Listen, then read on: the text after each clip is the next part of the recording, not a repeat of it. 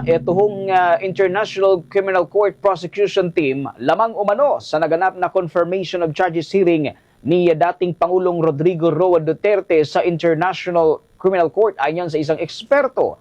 Alamin natin ang buong detalye. Tinutukan niya ng Bombo Radio Cebu.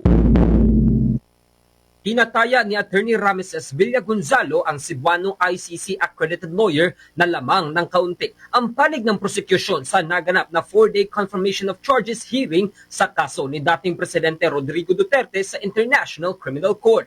Ito ang binunyag ni Attorney Villagonzalo sa eksklusibong panayam nito sa Bombo Radio Cebu base sa kanyang pagsubaybay sa kaso ngayong linggo. Ayon pa nito na kahit may iilang punto na din na naibahagi si Attorney Nicholas Kaufman, ang lead counsel Duterte, ay mas mabibigat pa din ang mga ebidensyang nailatag ng prosekusyon at ng kampo na din ng mga biktima. Sa pagtataya pa nito na nasa 60 to 65% na mas may pagkakataong makausad sa trial chamber ang kaso, ngunit hihintayin pa din ang inilaang 60-day private deliberation ng pre-trial chamber 1 judges na pinangunahan ni presiding judge Julia Antonella Motok. Iginit din ni Atty. Villagonzalo na kahit na mas mataas ang tsansa ng papabor ito sa prosecution ay mayroon pa rin presumption of innocence si Duterte na pwedeng maging anggulo ng depensa kung dadating man ito sa trial chamber. Base sa pag-analyze at panalaliksik ko, medyo lamang ng konti ang prosecution side. If we are to quantify, kung a-assign na natin ng points, kung 100 points ang up for grabs ng pre-trial chamber judges, malamang sa malamang, parang sa assessment ko lang, 60 to 65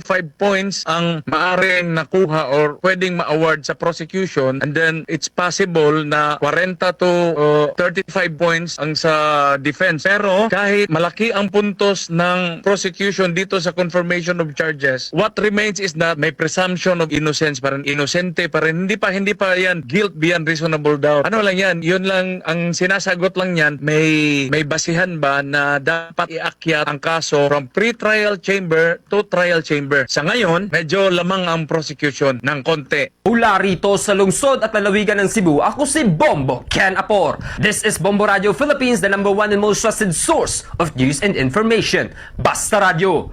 Bombo! For the most trusted source of news and information, visit our website at www.bomboradio.com. Follow us on Bombo Radio mobile app, Facebook, YouTube, TikTok, and X, formerly Twitter.